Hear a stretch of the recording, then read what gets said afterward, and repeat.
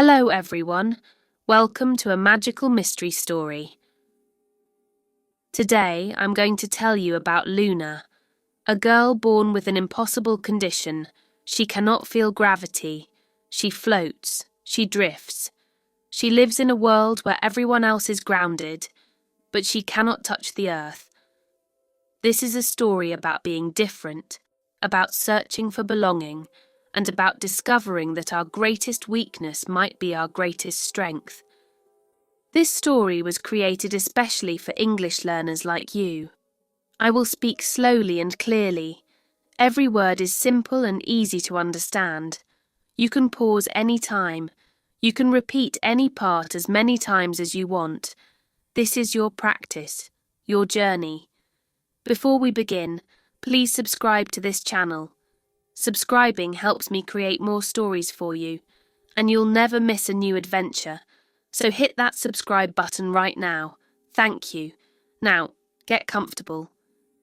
Close your eyes if you want, and let's discover the mystery of the girl who couldn't fall. Are you ready? Then let's begin. Chapter 1: The Floating Baby. The night I was born, something went up toward the ceiling, like a balloon. The nurses screamed, the doctors panicked. My mother watched in horror as her newborn baby drifted upward, away from her, away from everyone. A nurse jumped, grabbed my ankle, pulled me down, but the moment she let go, I floated up again. They didn't know what to do. They had never seen anything like this. A baby without gravity, a baby who couldn't stay grounded. They tied a soft ribbon around my ankle, attached it to the hospital bed, like a kite on a string. I floated there, above my mother, peaceful, silent, not crying like other babies, just drifting. The doctors ran tests, hundreds of tests, blood work, X-rays, MRIs, brain scans, everything, but they found nothing wrong. Physically, I was perfect, healthy, normal in every way, except one. I had no gravity, no weight, no connection to the earth. One doctor called it gravitational deficiency syndrome, a condition so rare, only 3 cases had ever been recorded. All 3 people died young. They couldn't adapt to a world designed for gravity. My parents were devastated.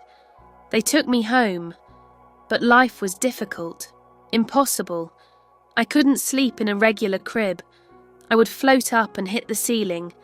They had to create a special room, with nets on the ceiling, soft padding on the walls. And always, someone had to hold me down. My mother cried every day. My father stopped smiling. They loved me, but they didn't know how to help me. As I grew older, the problems got worse. I couldn't learn to walk, because walking requires gravity, requires your feet to stay on the ground. Mine didn't. I couldn't eat normally. Food would float out of my mouth. They had to feed me through special tubes, liquid food that could be swallowed quickly. Before it floated away, I couldn't play with other children, couldn't go to parks, couldn't do anything normal kids did. I lived in my special room, with my nets and padding, alone, always alone. My parents tried everything, weights tied to my ankles, heavy clothes, special shoes filled with lead, but nothing worked. The weights would just make me float sideways instead of up. I was still not grounded, still not connected to the earth. When I was 5 years old, something changed. I started to understand, started to realize I was different, very different. I asked my mother, "Why can't I be like other kids?" She cried. "I don't know, baby," she said. "I don't know." "Am I broken?" I asked. "No," my mother said firmly. "You're not broken. You're special. Different, but special." But I didn't feel special. I felt cursed, trapped. floating but never free. When I was 7, my father left. He said he couldn't handle it anymore. The stress, the fear, the constant worry. He loved me, he said, but he couldn't stay. My mother and I were alone then, just the two of us. She worked 3 jobs to pay for my special equipment, my special room, my special life. She was exhausted, always tired, but she never complained, never gave up on me. One day, when I was 10, my mother brought home a teacher. Her name was Mrs. Chen. She was old, maybe 70, with white hair and kind eyes. "I heard about your daughter," Mrs. Chen said to my mother. "I want to teach her." "She can't come to school," my mother said. "She can't leave her room." "Then I'll come here," Mrs. Chen said. And she did.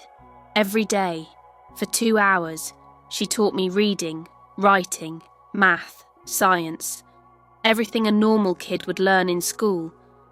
But she taught me something else too, something more important.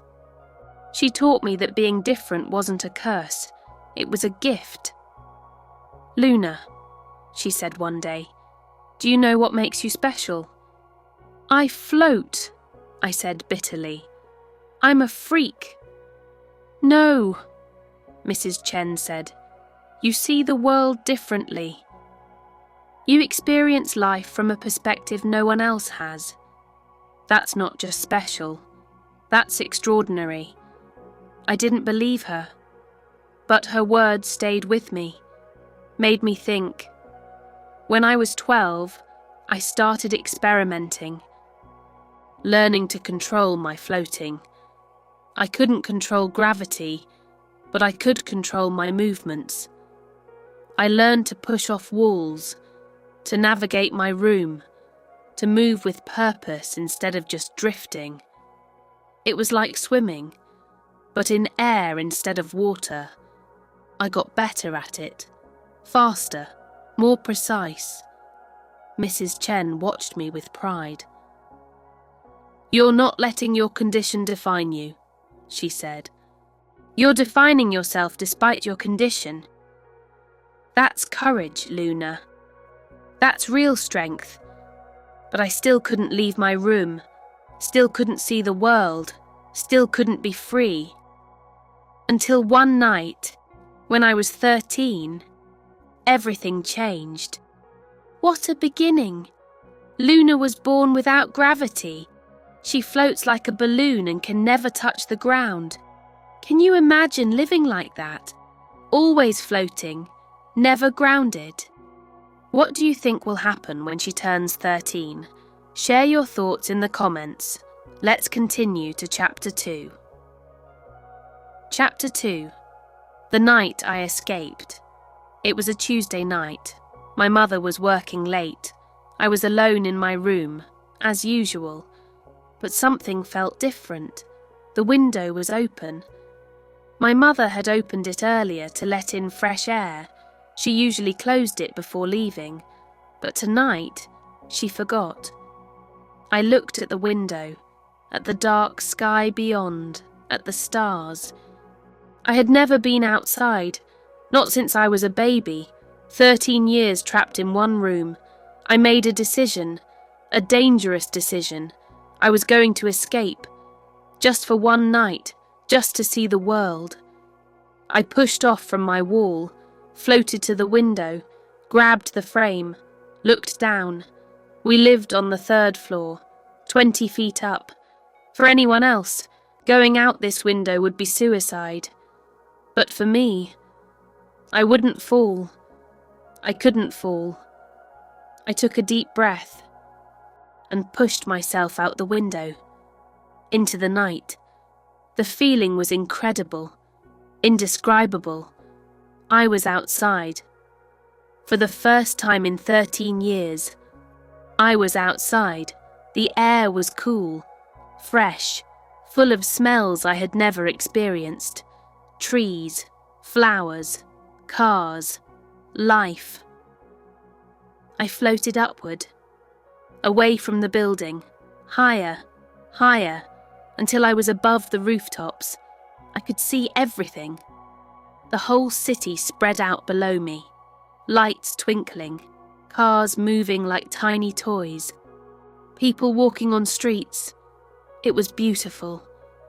So beautiful I started crying. I had missed so much life, so much world.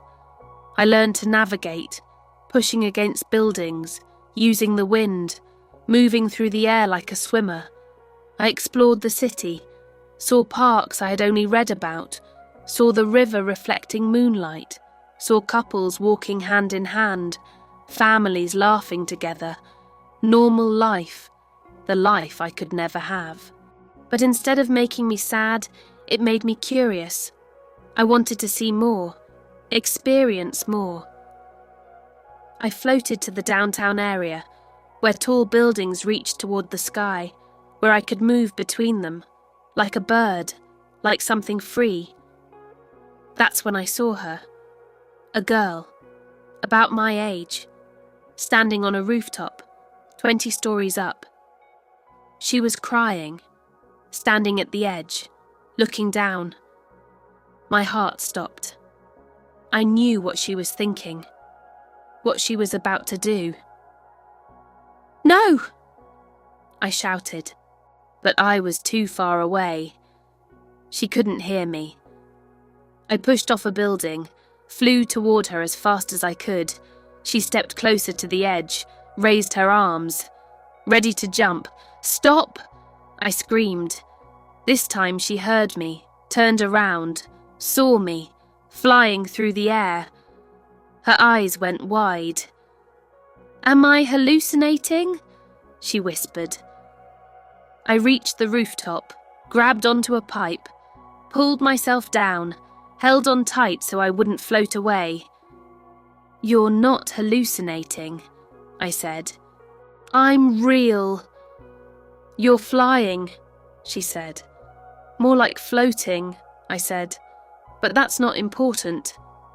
Why are you up here? Why are you about to jump?" The girl started crying harder. "My life is terrible," she said. "My parents hate me. I have no friends. Everyone at school bullies me. I'm so alone. I just want it to end."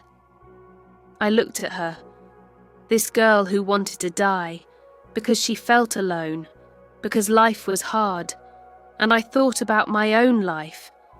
Trapped in a room, unable to touch the ground, unable to hug someone without floating away, unable to do anything normal. But I didn't want to die. I wanted to live. "I've been alone my whole life," I said, "literally alone. I can't leave my room. Can't go to school. Can't have friends. I float, and I can't stop. I'm trapped by my own body." The girl stared at me. "You float?" "I was born without gravity," I explained. "If I let go of this pipe, I'll drift away. Forever. I've spent 13 years in one room, watching the world through a window, wanting desperately to be part of it.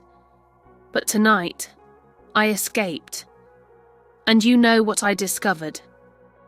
"What?" the girl asked. "That life is beautiful," I said. "Even when it's hard. Even when it's painful. Even when you feel alone. There's still beauty, still hope, still reasons to keep going." The girl was quiet, thinking. "But everyone hates me," she said. "Not everyone," I said. "I don't hate you. I don't even know you. But I flew across the city to stop you from jumping. Doesn't that count for something?" She smiled, a small, sad smile, but a smile. "What's your name?" she asked. "Luna," I said. I'm Stella, she said. That's a beautiful name, I said. It means star. Yours means moon, Stella said. We're both named after the sky. Maybe that's not a coincidence. We talked for hours, sitting on that rooftop, me holding onto the pipe, her sitting beside me. She told me about her life, about being bullied, about feeling invisible, about thinking no one cared. I told her about my life, about floating, about being trapped, about learning from Mrs. Chen. Your teacher sounds amazing, Stella said. She is, I agreed. She taught me that being different isn't a weakness. It's a perspective, a way of seeing the world that others can't. I wish I could see it that way, Stella said. You can, I said. You just have to choose to. As the sun started to rise, I realized something.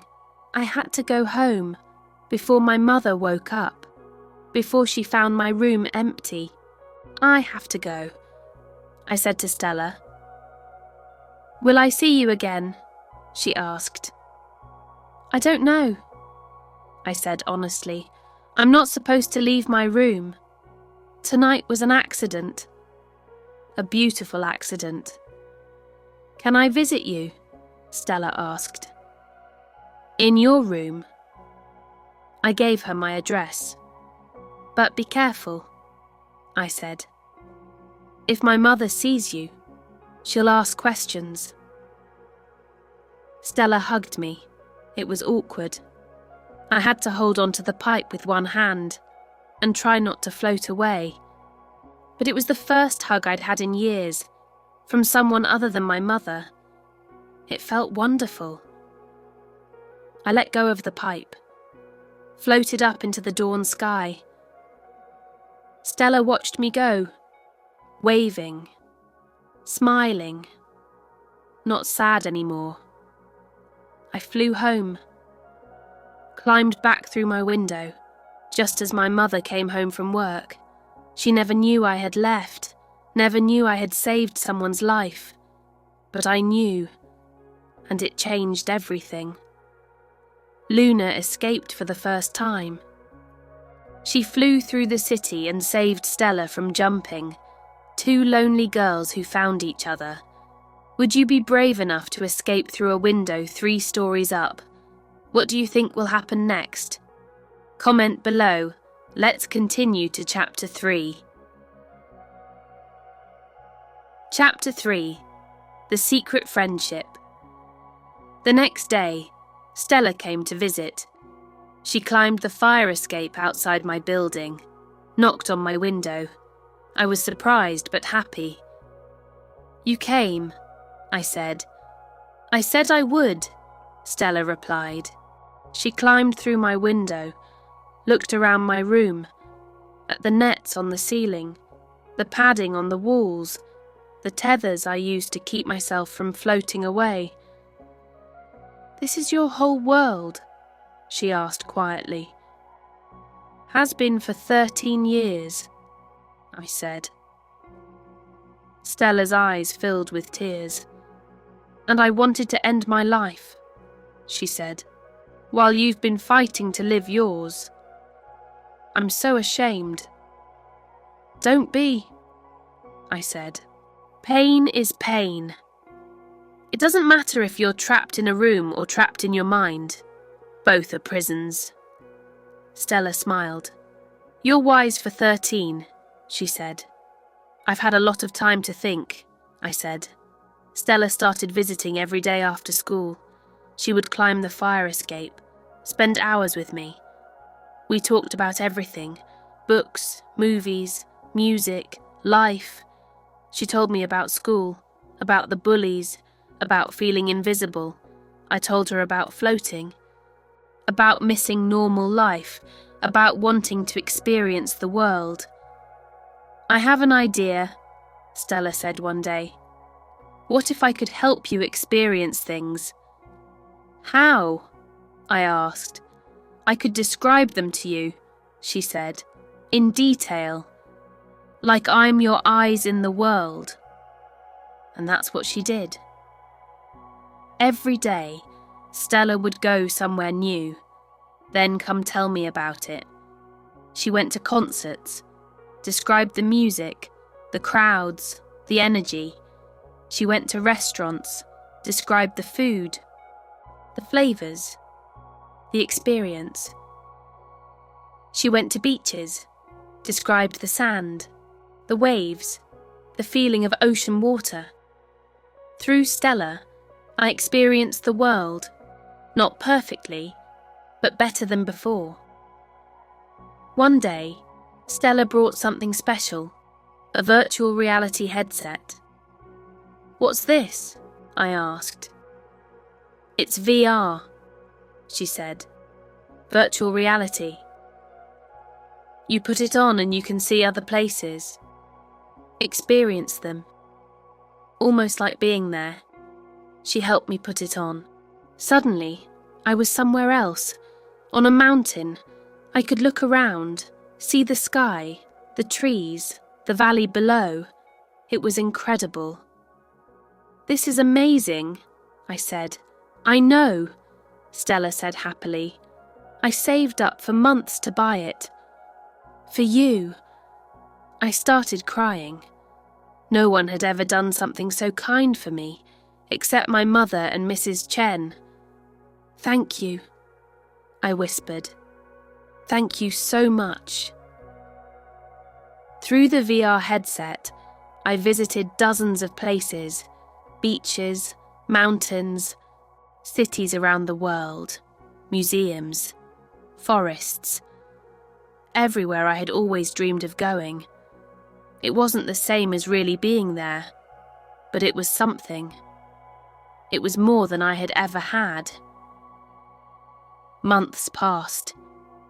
Stella and I became best friends. She stopped being bullied at school because she stopped caring what others thought.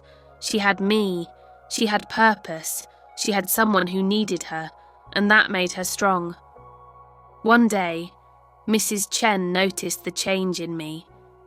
"You're different, Luna," she said. "Happier." "What happened?" I told her about Stella, about our friendship, about the VR headset. Mrs. Chen smiled. "You see," she said, "your condition brought you and Stella together. You saved her life. She's enriching yours. That's not a curse. That's a gift." Maybe she was right. Maybe my floating wasn't just a problem. Maybe it had purpose. One evening, Stella came to my window crying. "What's wrong?" I asked.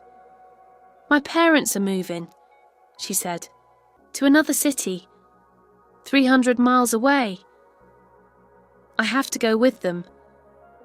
My heart sank. "When?" I asked. "Next month," Stella said. "I'm so sorry, Luna. I don't want to leave you. But I'm only 13. I don't have a choice. I felt like I was losing everything. My only friend, my connection to the world, my happiness." "We'll stay in touch," I said. "Video calls, messages. It won't be the same." "No," Stella agreed, "but it's something. Better than nothing." That night, after Stella left, I made a decision. A crazy decision. Before Stella moved away, I wanted to give her something special, something only I could give. I wanted to take her flying. Luna and Stella became best friends. Stella brought the world to Luna through VR, but now Stella has to move away. What will Luna do? How can she take Stella flying? Share your predictions in the comments. Let's continue to Chapter 4. Chapter 4. The Flight. Planning to take Stella flying was complicated. Very complicated. First, I needed to figure out how to carry her. I couldn't just hold her hand. I wasn't strong enough, and if I let go, she would fall. I needed something safe, something secure. I spent days designing a harness, using straps from my room, ropes, padding. I created something like a backpack, but in front, where I could carry Stella against my chest, and she wouldn't fall. Then I needed to test it. I filled the harness with books, about Stella's weight, pushed off from my wall. The extra weight pulled me down, but I could still control my movement, still navigate. It would work. Next, I needed to convince Stella. That took courage. "I want to take you flying," I told her one day. "What?" she asked. "I want to carry you. Show you the city from above. Give you the experience of floating. Just once. Before you move away." Stella looked scared. "Is that safe?" she asked. "I think so," I said. "I designed a harness. Tested it. I won't let you fall. I promise." Stella thought about it. "When?" she asked. "Tonight," I said. "Midnight. When the city is quiet, and no one will see us." That night, Stella climbed through my window. She was nervous, I could tell. "You don't have to do this," I said. "If you're scared, we can cancel." "No," Stella said. "I want to. I trust you." Those words meant everything. I trust you. No one had ever said that to me before. Not about something this important. I helped Stella into the harness, secured all the straps, made sure everything was tight, safe. "Ready?" I asked. "Ready," Stella said. We climbed out the window together. I pushed off gently. We floated up, away from the building. Stella gasped. "Oh my God," she whispered. "We're flying." "We're actually flying."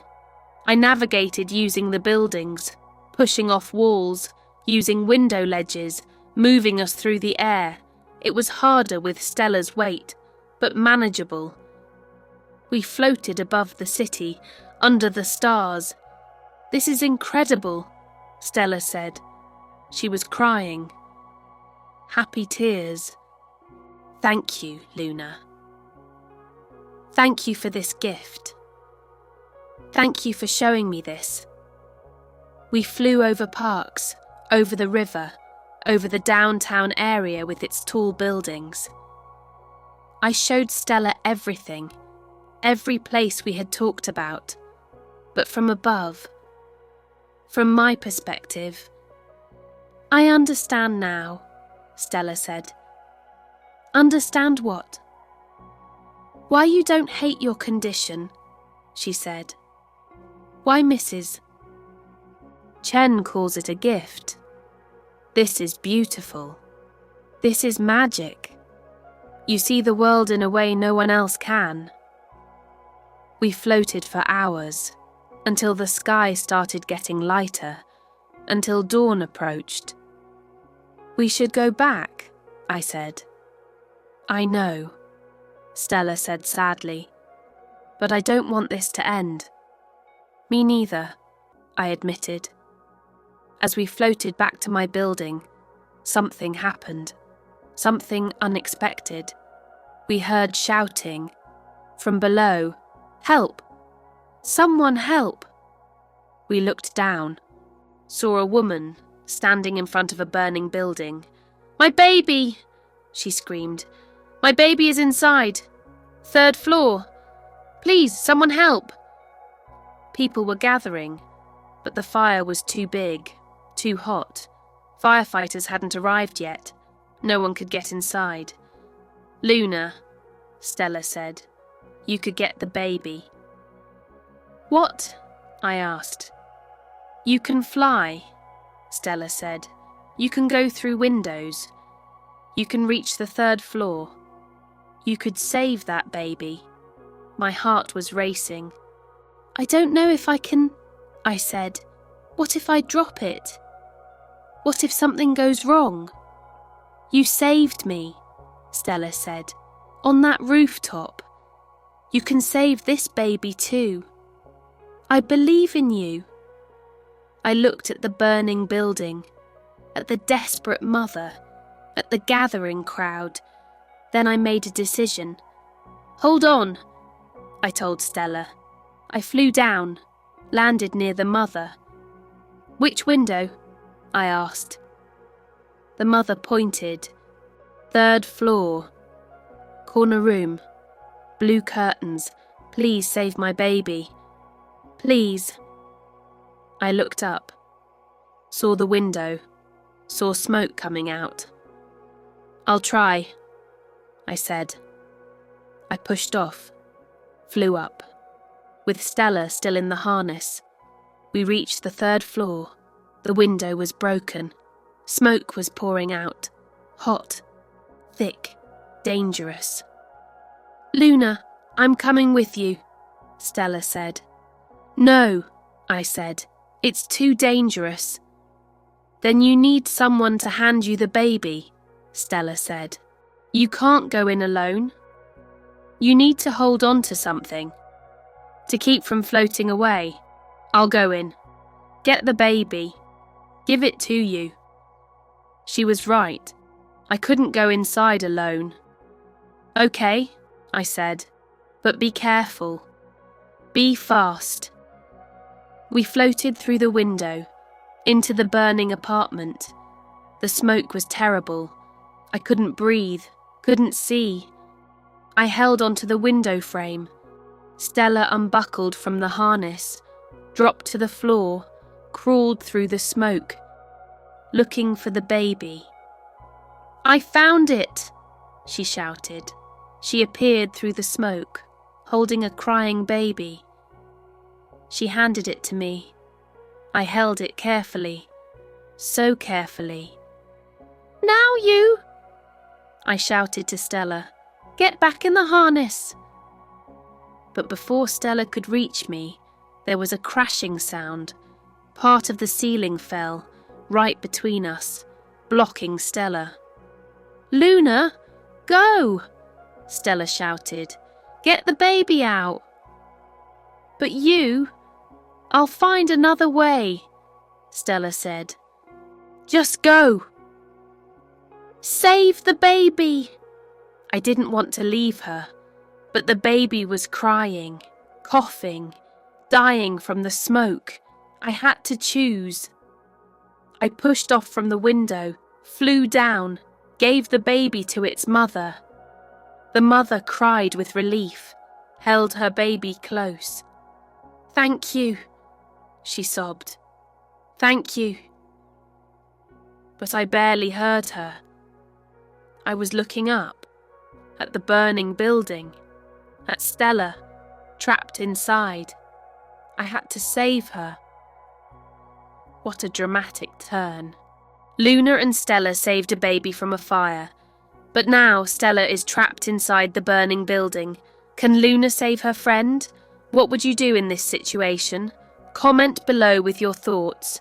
Let's continue to Chapter 5, the final chapter. Chapter 5, The Choice. I flew back up to the window, but the flames were worse now, much worse. The entire room was on fire. "Stella!" I shouted. "Stella, where are you?" "I'm here." Her voice came back, weak, far away. "I can't reach the window. There's too much fire." I tried to go inside, but the heat was too intense. It would kill me. Even floating, even moving quickly, I would burn. "The firefighters are coming," someone shouted from below. Hold on! But I couldn't wait. Stella might not have time. I looked around desperately. Then I saw it. Another window. On the 4th floor, right above the burning apartment. I flew up to it, pushed it open, went inside. This apartment was empty, no fire yet. But smoke was coming through the floor, rising up. I found the stairs going down. To the 3rd floor, where Stella was trapped, I opened the door. Heat and smoke blasted me.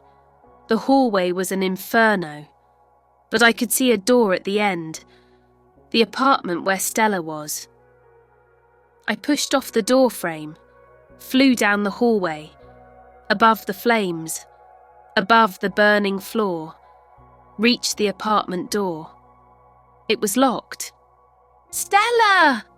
I shouted. "I'm here." "The door." Stella's voice. "It's locked. I can't open it." I grabbed the doorknob. It was hot, burning hot. I pulled. But I had no weight, no gravity. I couldn't apply force. I floated uselessly, unable to help. Then I had an idea, a crazy idea. I pushed off the door, flew back down the hallway, built up speed. Then I flew straight at the door. Feet first, hit it hard. The door cracked, but didn't open. I did it again, and again, and again. On the 4th try, the door broke. Flew open. I tumbled into the apartment, into flames and smoke. "Stella!" I shouted. "Here!" she called. I saw her, in the corner, surrounded by fire, trapped. I flew to her, grabbed her hand. "Hold on to me," I said. "Tight. Don't let go." Stella wrapped her arms around me. I pushed off the wall, flew toward the broken door, out into the hallway. But the hallway was collapsing, the ceiling falling, the floor breaking. We couldn't go back the way I came. "The window!" Stella shouted. "The window we came in." I flew toward it, through the burning apartment, through flames and smoke. Stella's clothes were catching fire. So were mine. But we were almost there. Almost to the window. We burst through, into the cool night air. But I was dizzy. From the smoke. From the heat. I couldn't control my floating. We were spinning. Falling and floating at the same time.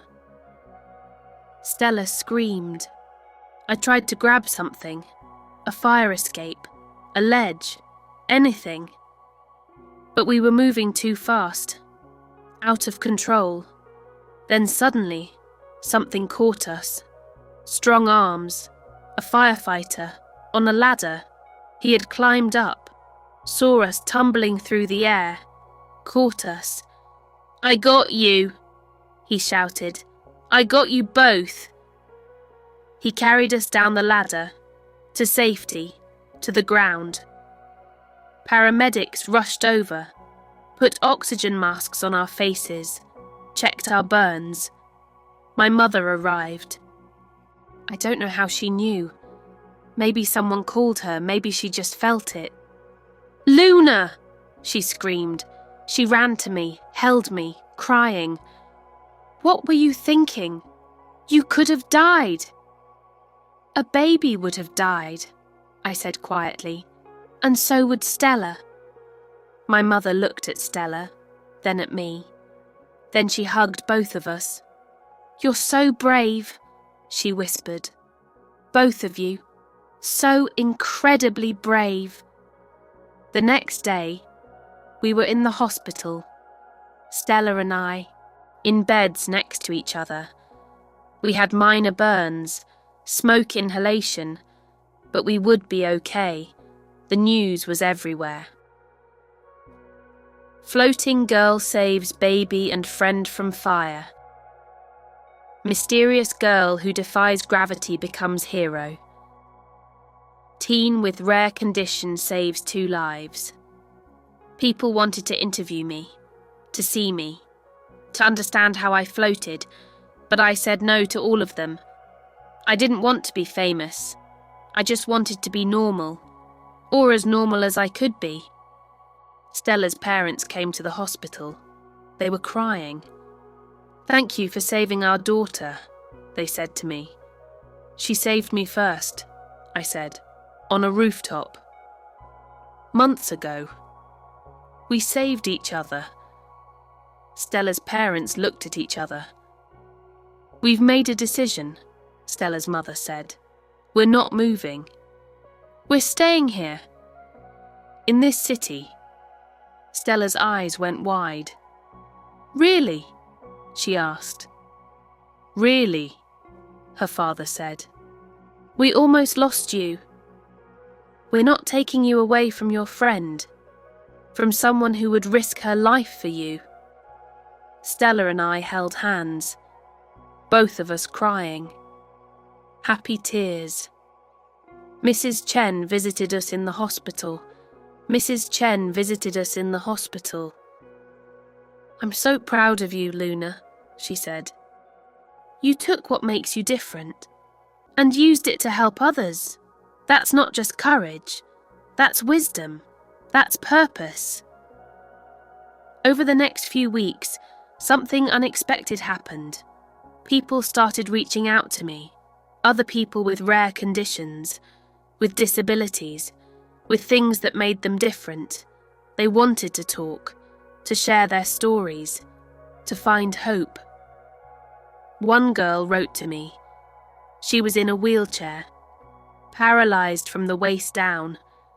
"I've always felt broken," she wrote, "but seeing you save those people, seeing you use your difference as strength, it made me realise I'm not broken either. I'm just different. And different can be powerful." A boy wrote to me too. He was deaf. "Everyone treats me like I'm less," he wrote. "Like I'm missing something. But you showed me that being different isn't about what we're missing. It's about what we have that others don't. A unique perspective. A unique strength." More letters came, hundreds of them, from all over the world. People who felt alone, people who felt broken, people who needed hope. My mother read the letters to me, both of us crying. "You're helping so many people," she said, "just by being yourself, just by being brave." I decided to start something, a website, a place where people with differences could share their stories, support each other, find community.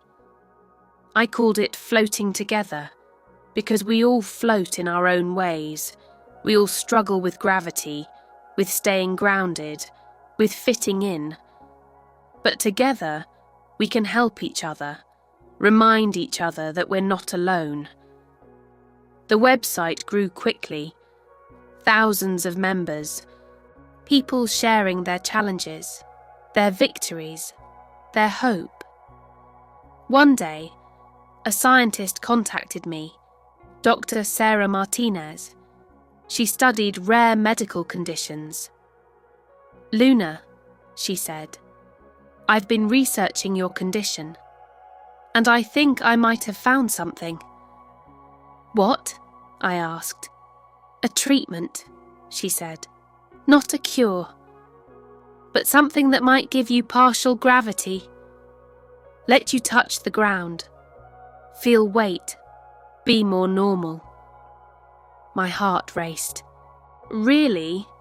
I asked. "It's experimental," Dr. Martinez said. "It might not work, and there are risks. But if you're willing to try..." I thought about it. For days, for weeks. Part of me wanted to try, wanted to be normal, to walk on the ground, to feel gravity. But another part of me hesitated, because floating had given me something, a unique perspective, a unique purpose, a unique ability to help others. If I became normal, would I lose that? I talked to Stella about it. "What do you think I should do?" I asked. "I can't answer that," Stella said. "It's your choice. Your body. Your life. But I'll support whatever you decide." I talked to my mother. "I just want you to be happy," she said. "Whatever that means for you. Normal or different. Floating or grounded. I love you either way." I talked to Mrs. Chen. "The question isn't whether you should be normal," she said. "The question is, what will let you help the most people? What will let you live the fullest life? Only you can answer that." I thought about everyone I had helped. Stella, who I saved from jumping. The baby, who I saved from the fire. All the people on my website who found hope in my story. All the people who learned that being different isn't a curse. And I made my decision. "Dr. Martinez," I said, "thank you for the offer. But I'm going to decline." "You're sure?" she asked. "I'm sure," I said. "Floating isn't my weakness. It's my strength. It's given me a perspective no one else has.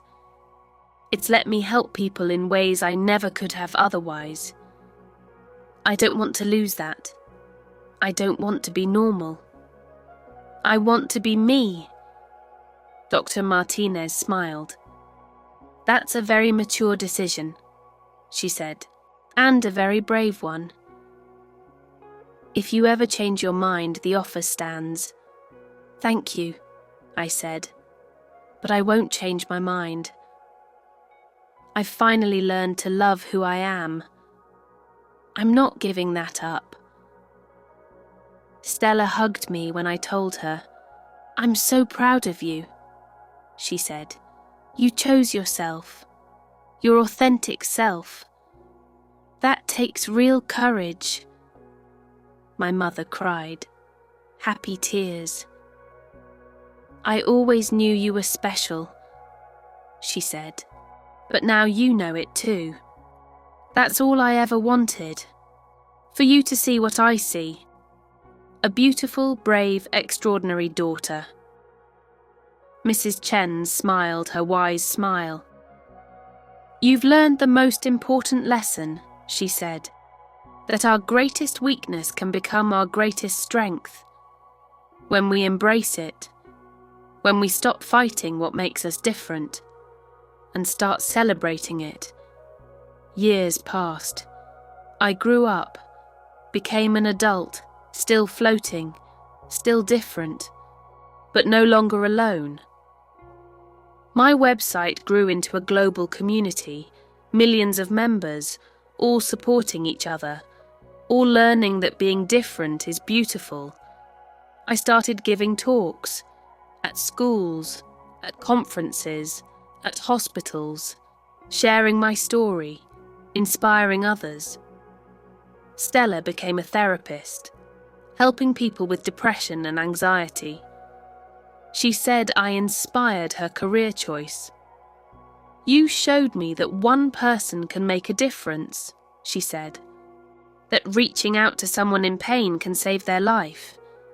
Now I do that every day. I save people, just like you saved me."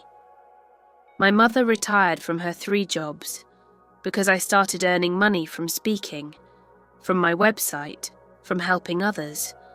We moved to a bigger house, with a special room for me, but also with normal rooms, because I had learned to navigate the world, to live in it, despite floating. Mrs. Chen passed away when I was 25. It was peaceful. In her sleep. At her funeral, I spoke. Mrs. Chen taught me that education isn't just about facts, I said. It's about learning to see yourself clearly, to love yourself fully, to embrace what makes you unique. She didn't just teach me math and science. She taught me to fly, not physically. I was already doing that, but emotionally, spiritually. She taught me to soar. Now I'm 30 years old, still floating, still different, but living a full life, a meaningful life, a life that matters. I help people every day, through my website, through my talks, through my story, and I've learned something important, something I want to share with you. We all have something that makes us different, something we think is a weakness, something we want to hide. But that difference, that's not a flaw. That's your superpower. That's what makes you uniquely able to help certain people, to see certain truths, to make a certain kind of difference. The question isn't, how do I become normal? The question is, how do I use my difference to help others? Because normal is overrated. Normal is boring. Normal is safe. But extraordinary is scary. Extraordinary is different, but extraordinary is also powerful. Extraordinary changes the world. I was born without gravity. I float. I drift. I can never touch the ground. But I've touched thousands of lives. I've saved people from falling, not physically, but emotionally, spiritually. And that's worth more than being normal.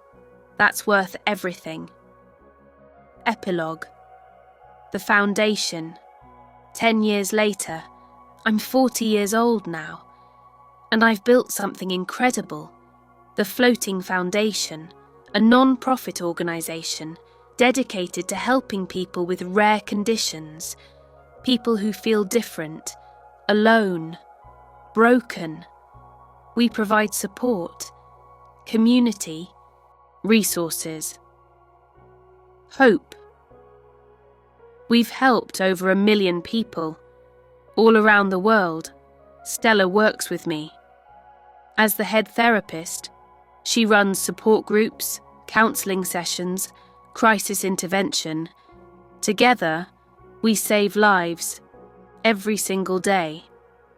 One afternoon, a mother came to our office with her baby. The baby was floating, just like I did as an infant. "I don't know what to do," the mother cried. "The doctors say she has the same condition you have, gravitational deficiency syndrome. They say she'll never be normal, never walk, never live a regular life." I looked at the floating baby, drifting peacefully above her mother's arms. I smiled. "Your daughter isn't sick," I said. "She's special. She has a gift. It won't be easy, but nothing worthwhile ever is. Let me tell you a story," I said, "about a girl who was born floating, who spent her whole childhood trapped in one room, who felt cursed, who felt broken, who wanted to be normal more than anything." The mother listened, eyes wide. "But that girl learned something important," I continued. "She learned that being different isn't a disability. It's an ability, a unique perspective, a unique way of helping others. That girl saved lives, started a global community, changed the world, all because she was different." "Who was that girl?" the mother asked.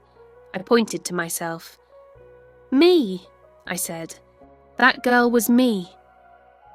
And your daughter can do the same. Be the same. Make the same kind of difference. if you teach her to embrace her difference, to love herself, to see her floating not as a curse, but as a superpower. The mother started crying, but this time they were tears of hope. "Will you help us?" she asked. "Will you show us how?" "Of course," I said. "That's what I'm here for. That's what we all float for." I took the baby's tiny hand. She looked at me with curious eyes.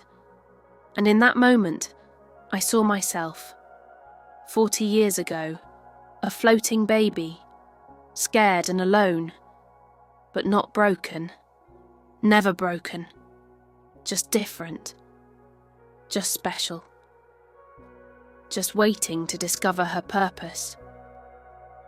"Welcome to the world, little one," I whispered. "You're going to do amazing things. You're going to fly." And I knew it was true, because I had flown, despite everything, despite the challenges, despite the pain. I had flown, and I had soared.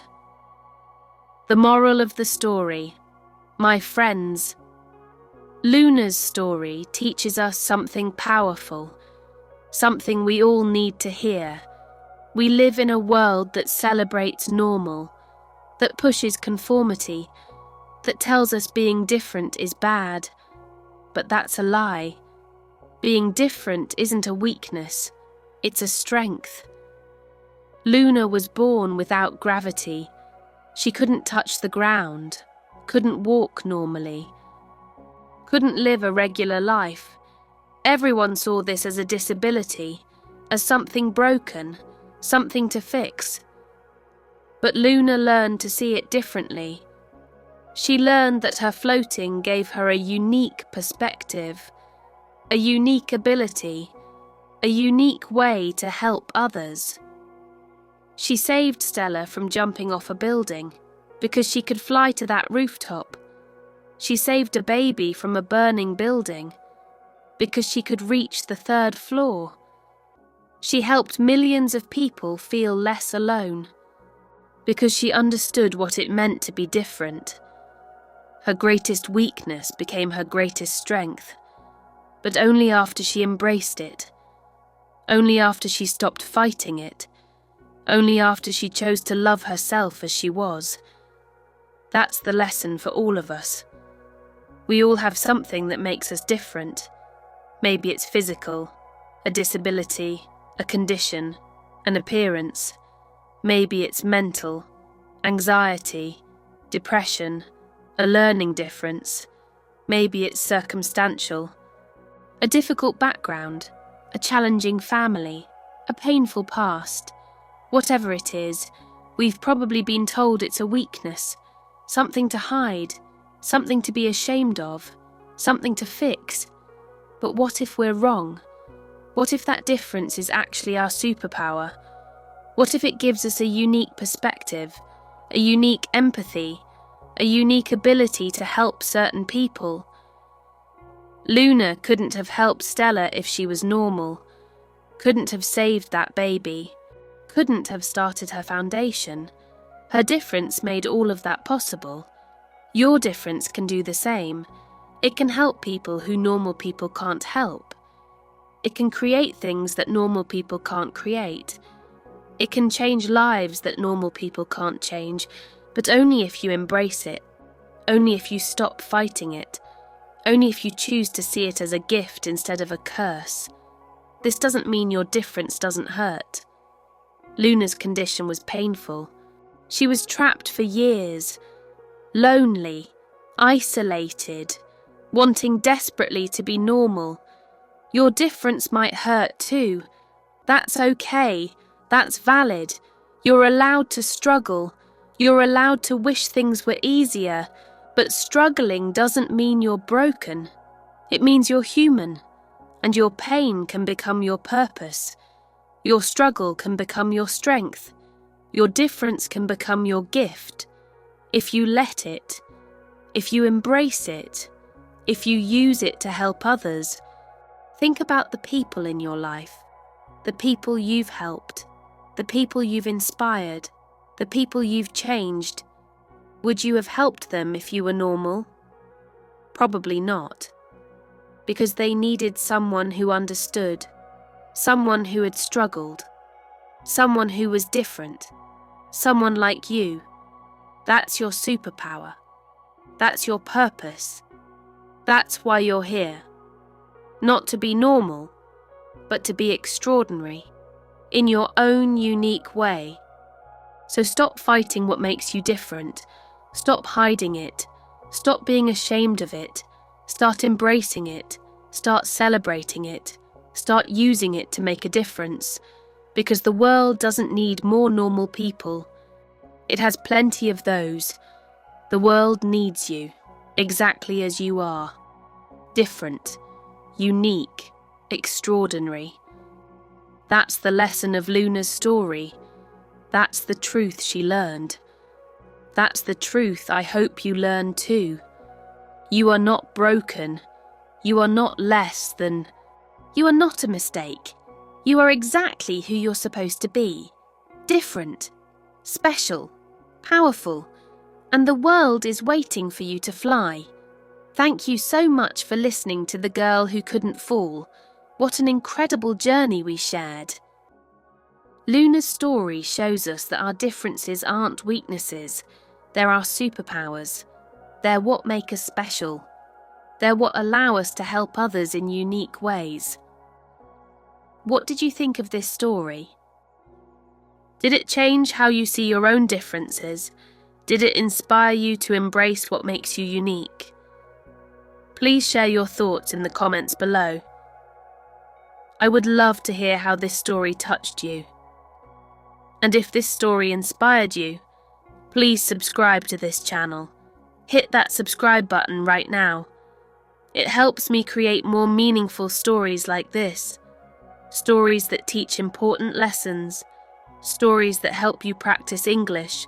Stories that change how you see yourself. Turn on notifications so you never miss a new story.